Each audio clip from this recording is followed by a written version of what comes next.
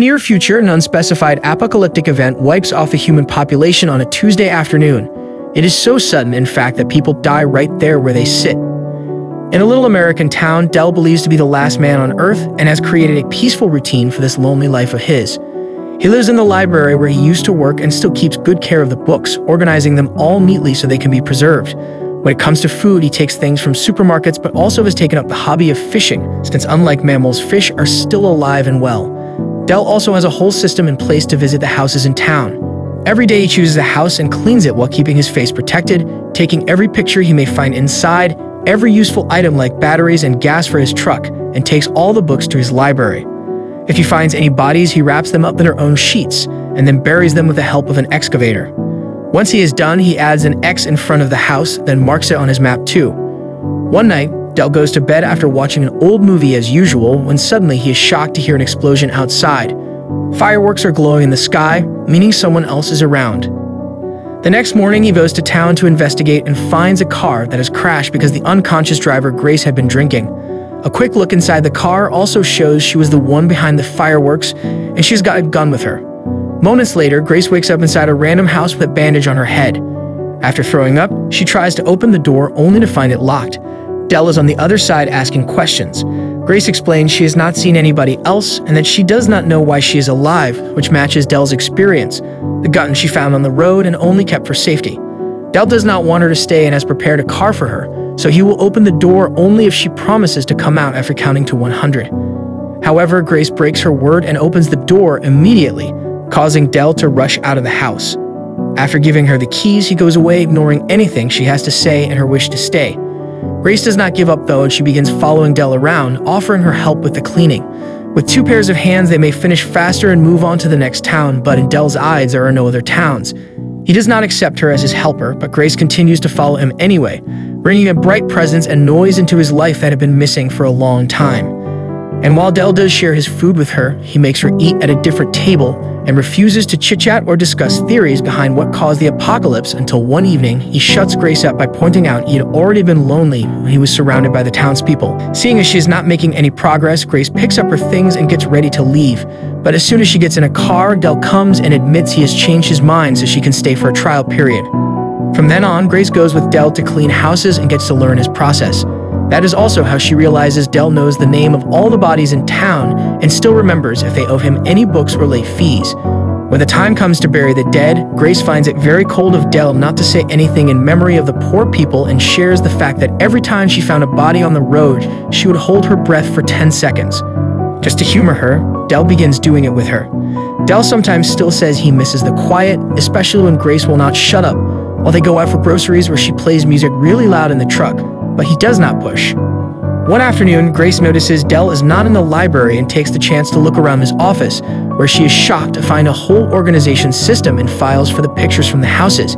It is rather creepy and Grace does not know what to think of it, so she goes out for a bicycle ride to clear her mind. Suddenly, she hears a noise coming from a house, and when she goes inside, Grace is surprised to find a dog that has somehow survived too.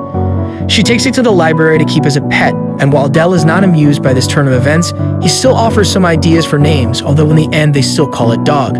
Little by little, Dell and Grace are becoming more fond of each other. They begin eating at the same table, and Grace shares some stories of her childhood, like the fact she used to own 2 goldfish. However, she still does not dare to put her hair up because she does not want Dell to see a mysterious scar on the back of her neck. A few days later, they find Dog in the middle of destroying a book. Frustrated, Dell tells Grace to clean while he takes the animal outside, but when he tries to do so, Dog bites him. Grace helps Dell clean the wound and stitches it up, but now Dell is incredibly annoyed by the dog's presence, and the fact Grace showers it with affection does not help. The next morning, Grace wakes up to find the dog gone. She does not understand how it happened since she had tied Dog up, and while looking for it around town, Dell admits he let the dog out to pee. It sounds like an excuse to cover the fact he got rid of it, and Grace gets furious. So when they return to the library, she gets drunk and brings out the files with the pictures. While accusing Dell of thinking people like objects, Grace reminds him that while he had been bitter and alone in his old life, she had been happy and lost it all. Dell goes to bed with heavy guilt on his shoulders, so the following day he introduces Grace to his secret greenhouse and gives her permission to take care of the plants as an apology. He also indirectly calls the trial period over by allowing her to clean houses on her own, that way they will cover more ground faster. A new routine starts of them working together as equals, and Grace begins helping with the meal preparation as well, yet she still keeps her scar hidden.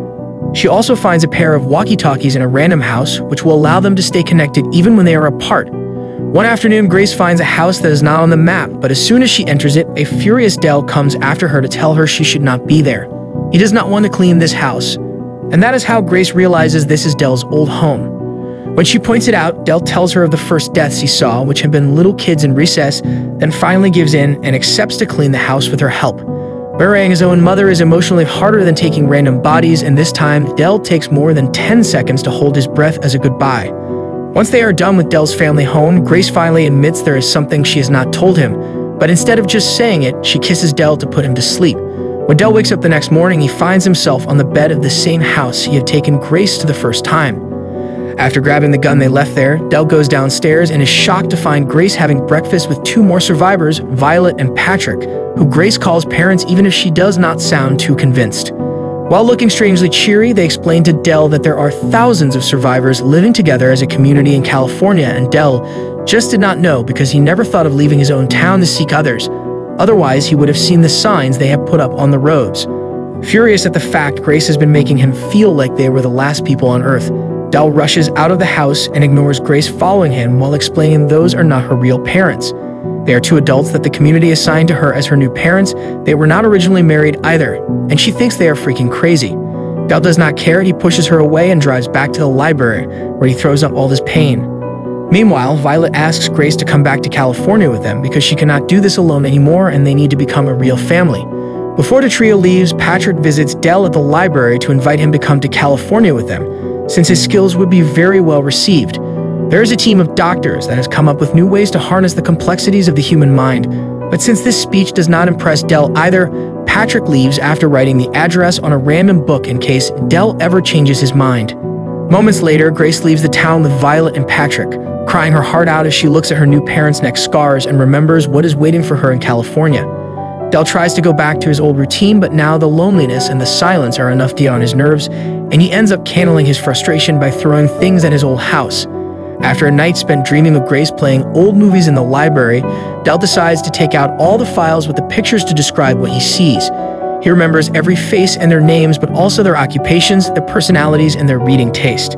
As he realizes he was never truly alone and this lifestyle does not suit him anymore, Dell desperately searches the library for the address Patrick left without being careful with the books for once. The trip to California is long and arduous, but Dell is a survivor and has brought plenty of supplies with him. Whenever he finds a road blocked by other cars or he runs out of gas, he simply changes into a different abandoned vehicle and keeps going. Once he finally makes it to California, it is quite overwhelming for Dale to see the glowing lights of a working city, but he pushes through his antisocial tendencies until he finds Grace's home. Patrick and Violet are around, so Dell waits until night falls and everyone goes to bed before grabbing the gun and breaking into the house. It does not take him long to find Grace's room, and the sight that awaits him is quite disturbing. She is connected to a machine that is putting her through behavior modification to forget about all the trauma caused by the apocalypse and the loss of her family. In fact, every person in this community has gone through the same treatment, since it is the only way they can move on and be happy again.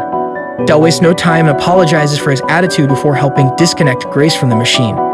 Luckily, she is healthy enough to stand up and leave with him.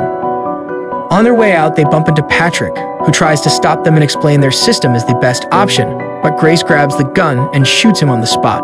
At that moment, Violet shows up and mentions she used to have a daughter, only to then continue with the same forced chill attitude as usual, meaning she goes looking for something to clean up the blood as if a body was just spilled milk.